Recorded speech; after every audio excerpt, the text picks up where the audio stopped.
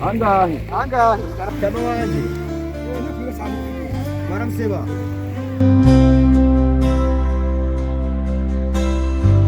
Ahantu hicaye impamvu yadugenza gukora umukeke kumbwira yuko ngo negetse gufata ngo nasite ko muyizi.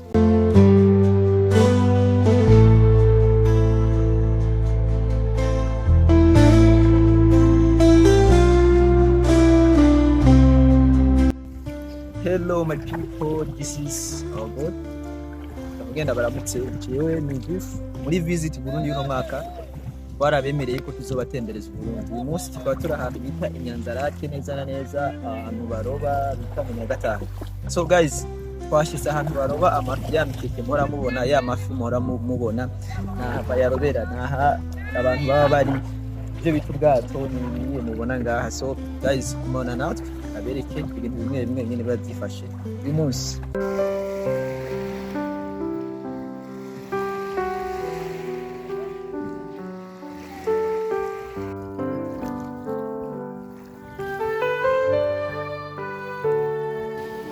Turi I Nyanza-Lac ahantu basanzwe baroba babona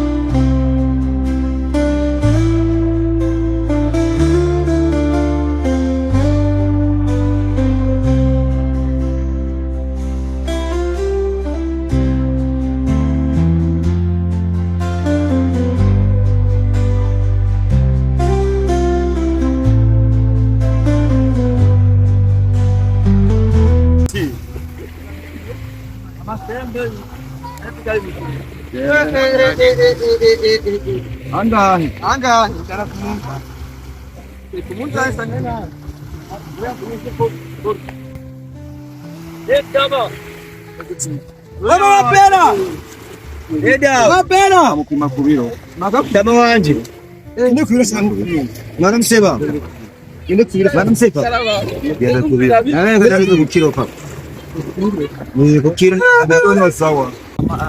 Hicaye impamvu yadugenza gukora umukeke kumbwira yuko ngo negetse gufata ngo nasinze ko muyizi byara ngo ahantu hari ubwoko bwinshi akagiye yavuga ati kera yaraza kumva ahantu bita Munyagatanga ariko aroga yumva ikintu kimufashe kimufashe abantu bose bakomeye bamaze gukora inyuru hantu cyo kitamunika ko Twashitse inzara ku bwoko yari karanteri y'umuntu agira yuko byabereye Munyagatanga nacishe kubenga twashe dabe neza abantu nta umukuhano ariko yatubwiye yuko hahindutse bari mu hari kera hari ngo zabi ibintu cy'ubwise yongeye ngo yamufata ariko naho byabereye kandi nabona yuko bwatubanye akavuga karahari guys ni imisi mikuru akavuga yo karaboneka